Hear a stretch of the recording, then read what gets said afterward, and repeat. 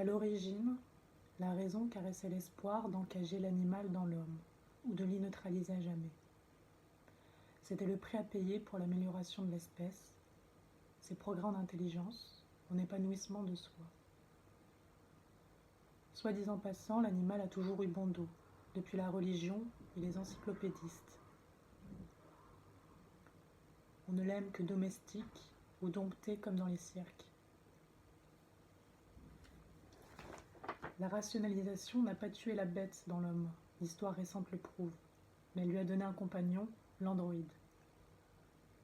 On n'est plus assez psychologue ni intuitif pour mesurer les conséquences d'une telle cohabitation dans l'avenir. Je crois pour ma part que lorsque la bête est immonde, l'androïde l'est également. On ne sait pas en soi nuitamment ce qui se passe entre l'androïde et la bête. On sait seulement que l'androïde n'a pas d'odeur, donc qu'il est moins repérable. Quant à la bête, il faut reconnaître que l'esprit de la raison n'a fait aucun effort pour en conserver, ne fût-ce que sous une forme forcément atténuée, ce qu'elle a de plus que nous, son flair, cette sorte de faculté extraordinaire qu'elle possède de sentir venir de très loin le danger, l'ennemi de la vie en l'occurrence. À force de dénigrer la bête, je veux dire en vrac les instincts, la pensée désincarnatrice en a perdu ce que notre animalité pouvait nous léguer de meilleur, ses narines frémissantes, ses yeux perçants. C'est là que se situe l'existence de l'androïde, et ainsi que s'explique, dans la modernité pensante, la pénurie de visionnaires, de prophètes, la grande crise de la sagacité. L'androïde agit, il ne prévoit pas, il marche à la catastrophe, entraînant avec lui l'esprit désensorialisé. Et pendant ce temps-là, on continue d'émettre des idées, de les asséner, d'aborder des convictions politiques et autres, de prétendre faire des choix de société. On en oublie la machine ou les machines, surtout celle de l'idole matérielle dominante.